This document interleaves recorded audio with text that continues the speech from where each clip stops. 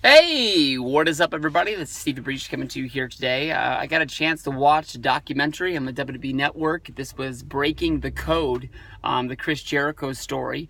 And I can remember that at the time this came out, which I believe was 2010, maybe 2011, I thought that it was the best WWE documentary of the year that year.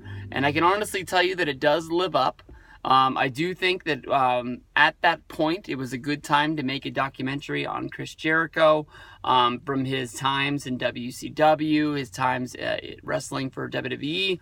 At that point, he had left, and this was one of his first returns to come back to wrestling. And I think that honestly, in 2009, 2010, he was peaking pretty well. And I know that a lot of people, every single time that Jericho makes a run, whether if it's for a few months, whether if it's for a year, people try to rank those runs on where they think it is in the company.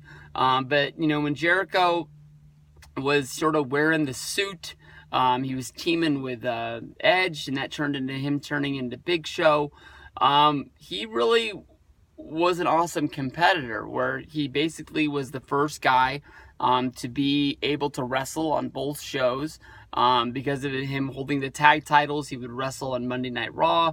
He would wrestle on SmackDown, mostly as a singles competitor. So you get to see the best of both worlds with Chris Jericho. I thought that it was a very fun time. And Chris Jericho's story is something that really needs to be told, because this is a guy that sort of pushed hard and never gave up to get to a place in the wrestling business. Talks about him growing up. His dad played for the New York Rangers, was a hockey player. He had some sort of dreams to get into hockey, but for the most, his life was sort of growing up, dreaming of being a rock and roll star and being a professional wrestler. He got into music at a young age, where he basically had a band that would play, after school, and sort of get some gigs and things like that. But he didn't actually fulfill his dream of getting into wrestling until he was, I believe, 19 or 20 years old. What had happened is that he was watching Canadian Stampede Wrestling, and at the end of it, they said the Heart Wrestling school was taking applicants, so he wrote a letter, and they said that at 17 they would not accept him until he was 18. So basically, he enrolled himself in community college, where he got into a group of classes that taught him about interpretive writing, talked about just performing in front of a camera, and a lot of these skills that he used were really good for him to get into wrestling, and use those skills down the road. It actually ended up being pretty smart for him. It was actually Jesse the Body Ventura that he ran into at a charity hockey game that he was there with his dad, where he sort of cornered Jesse the Body Ventura after the game and talked to him for about 2 to 2.5 hours about getting into the wrestling business. And he really felt that's what he wanted to do. When he ended up signing up to go to the Heart Wrestling School, he found out that the Heart Wrestling School sort of really wasn't what it was cracked up to be. He believed that, I think he said it was Keith Hart, one of the brothers. I know Owen, I know Brett. I know the one guy that was a referee at WrestleMania 26. I know the two guys that tagged with them at Survivor Series. But I honestly don't know them that well. I can't keep their names straight. But I think he said it was Keith that just sort of showed up the first day, welcomed everybody to the school, got in the ring for about 5 minutes, took the money, and left. And he never saw him again. But he said that the instructors that they did have there taught from a book that Brett's dad had wrote back in the 60s or the 70s, so it actually was a pretty good school. Just he didn't have the best people to work with there, other than Lance Storm, and that's where he first met Lance. But he went through the school, and he started wrestling for Stampede Wrestling, getting on television, and then he took his dream and he went down to Mexico, where he started just wrestling during this wrestling boom, where he just wasn't tied down to wrestling for one company.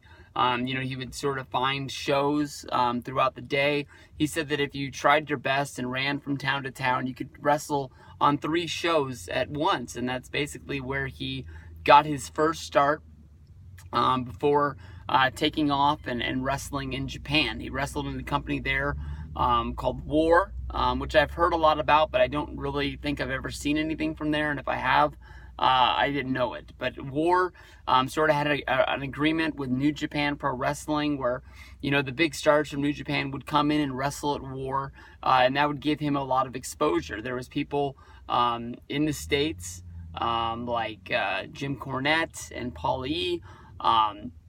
That would notice him, and that is where basically he came back to the United States. He wrestled as a tag team, meeting up with Lance Storm yet once again, wrestling as the Thrill Seekers in Smoky Mountain Wrestling.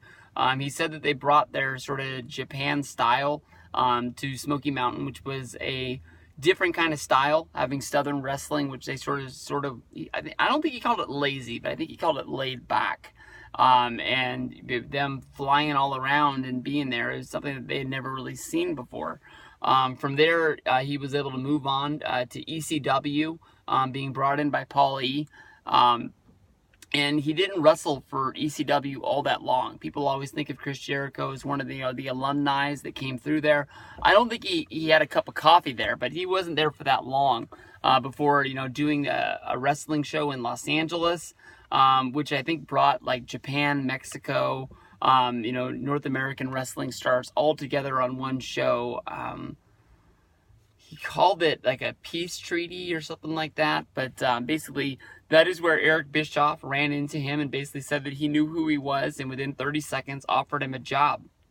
That's where Chris Jericho found himself being put on Monday Nitro on TNT and being seen all over the world. He said that when he came in, he liked the fact that he was working for WCW. He had a high-profile, really good gig, but his character was this sort of just goody two-shoes, good guy. They showed a clip of him him winning a match against Alex Wright on Monday Nitro, but not being satisfied with the way that he won the match, because I believe the referee was out of position and didn't see some sort of disqualification or something like that. So he actually, in the interview, awarded the match to Alex Wright to make right and still be the good guy.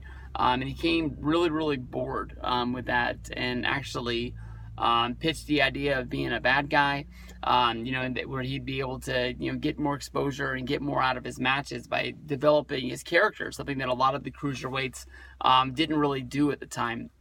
And that's when he started whining after his matches, crying, ripping up Dave Penzer's tuxedo. And when he got the cruiserweight belt again, he just really took off. That's when he started asking, Eric Bischoff if he could have a promo either before or during his match, and he would give him 30 seconds here or there along the way. And it was almost because, Chris Jericho wasn't in the NWO, he wasn't Hulk Hogan or Sting, Kevin Nash. It was almost like he could say anything that he wanted to because he felt that no one was paying attention. And he just started, saying things that had pop culture references to them. He did the beginning of that one Offspring song, and he sort of talked about Hanson and Bop, brought up the weird references to one-hit wonders of the 80s, and it sort of caught on, and fans really started running with it, thinking Chris Jericho is one of the characters they really liked and really connected with. Jericho sort of pushed, and one of the breaking points for him in WCW was a sort of makeshift TV feud between him and Goldberg, which Goldberg really wasn't even involved in. But on a pay-per-view, Jericho went out and wrestled a midget dressed up as Goldberg and got the win, and then Jericho continuously would call out Goldberg, and Goldberg either wasn't in the city or just didn't seem to care. And it all paid off where it was supposed to be built up to have a match. And Jericho didn't want to have the match on Nitro. He thought that the match had been built up long enough that it should have been on pay-per-view.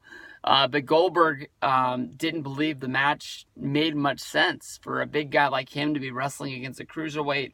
Those are some of the things that sort of people knock Goldberg on for not having the best interest, I guess. and not really knowing the wrestling business, just being a football player that got thrown in there. People would have loved to seen him get his ass kicked in the ring, and would have seen, even if Jericho was a cruiserweight, people would have paid money to see him lose. And they paid off the angle with just basically Goldberg spearing Chris Jericho walking up the aisle.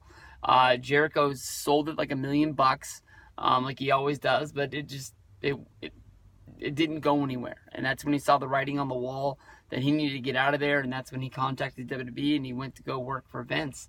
I remember Jericho, the rumor being on the internet that he was going to WWE for a long, long time. And it was almost like WCW had a thing where, once they saw the writing on the wall that they weren't going to re-sign you, they actually were sort of smart by not putting you on television anymore. So you would always have to, read reports of Jericho wrestling on house shows and things like that, but he wouldn't get on television. He'd either be on the dark match and you'd never see him, or he just wasn't brought in, I guess. I think Jericho's last match that he had, it was a house show match, and I think it was him, Kidman, Juventud Guerrero, and Rey Mysterio, I think is who was in there. And I don't think I've ever seen video of it. I don't think there was a fan cam shoot of it, but basically, because it was WCW and nobody cared, they all got to, it wasn't like the Click farewell, but they got to have like a cruiserweights goodbye for Chris Jericho, because they knew that he was one of the good guys, and he was getting sent off to WWF where everyone thought he was going to be a huge, huge star. He came in, he had the big debut, he's going, head to head with The Rock, and I don't think that he lost WWF the first night that he was there, but I can remember as a wrestling fan, the first night he was there, he, had the promo against The Rock, and it didn't go anywhere. Jericho would then go on, I think, on SmackDown, have a promo against the Road Dogg, and I think the Road Dogg was his first opponent in WWF on pay-per-view, and he tells the story of sitting in the stands at No Mercy, and just basically realizing that he'd been in the company for a few months and he had really cooled off and he couldn't do anything. From there, basically, he said he was going to do anything he had to do, even wrestling in a program against China, which he did not really want to do but felt that he had to. That really got over. That's where he got his first Intercontinental Championship, and that's when things really started rolling. I mean, Jericho would go on to become the first ever unified WCW, WWF champion, getting to beat The Rock and Stone Cold Steve Austin in the same night, and would go on to be one of the biggest performers there is. Jericho's in the news right now because of the fact that he's jumping to wrestle in New Japan Pro Wrestling, even if it is only for one night. He's been almost under contract for WWF for 19 years. I think that Jericho, using his experience from wrestling in Japan, wrestling in Germany, wrestling in Mexico, wrestling in ECW, WCW, WWE, I think he's going to do fine there. I think he's really going to have a great match with Kenny Omega, and I'm looking forward to it. So if you guys don't have this DVD, or if you've never seen the documentary, make sure you check this out on the WWE Network. Because of what WWE's DVDs go for these days, this DVD shouldn't cost you more than $10, and it's going to come with 2 discs of bonus matches that are going to be the best of Chris Jericho you've ever seen. So 2 thumbs up on this one. I don't really have an official top 10 list, but I definitely say this is the top 10 best WWE's documentaries that have ever been made.